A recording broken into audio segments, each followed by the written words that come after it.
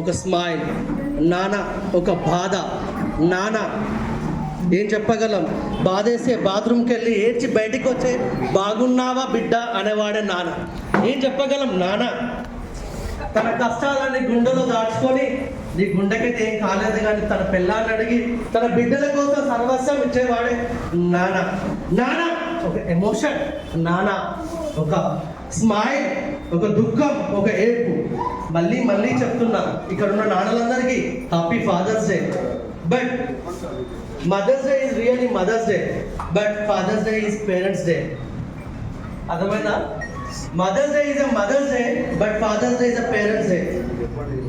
ఒకవేళ ఇక్కడ గెలిచిన ఆఖరికి గిఫ్ట్ వస్తే తీసుకెళ్ళి తన బిడ్డకి ఇస్తాడు కానీ తను మాత్రం ఓపెన్ చేయలేడు. అది నాన్న. ఇంట్లో సెలవులు వస్తాయి, తన పిల్ల బయటకు వెళ్తుంది అండ్ వాళ్ళ అమ్మగారింటికి వెళ్తుంది, పుట్టింటికి వెళ్తుంది, నాన్న మాత్రం వెళ్ళలేడు. ఎందుకో తెలుసా? తన ఇంటికి వెళ్ళొచ్చి ఖర్చుల కోసం, వచ్చాక ఫీజుల కోసం, అడ్మిషన్ల కోసం తప్పించి పనికి వెళ్ళాలి కాబట్టి నాన్న ఇంట్లోనే ఉండాలి, ఉద్యోగానికి వెళ్ళాలి. నాన్న ఎమోషన్, నాన్న ఒక బాధపడుతూ బాత్రూమ్కి వెళ్ళి ఏడుస్తాడు, బయటికి వచ్చి బాగున్నావా అని అడుగుతాడు. నాన్న మరోసారి చెప్తున్నా ఒక ఎమోషన్. నా 12వ ఏట నాన్న చనిపోయారు. మాది మారుమూల గ్రామం, ఆదిలాబాద్ డిస్ట్రిక్ట్, బార్డర్ తెలంగాణ, ఎండరెండు మహారాష్ట్ర. మా నాన్న ఇప్పుడు నేను certified student coach, master motivation trainer, public speaker and soft skill trainer.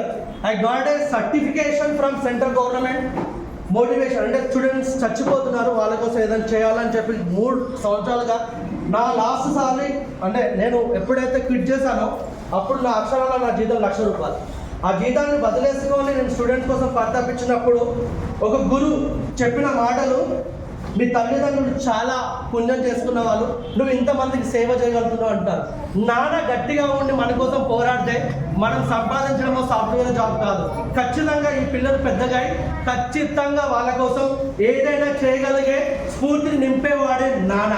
నాన్న ఎమోషన్, నాన్న ఒక బాధ, నాన్న ఒక దుఃఖం. అమ్మ అంటుంది ఇప్పటికీ కూడా, మీకు తెలుసో లేదో తెలంగాణలో ఒక సామెత ఉంటుంది, ఆడది చేసే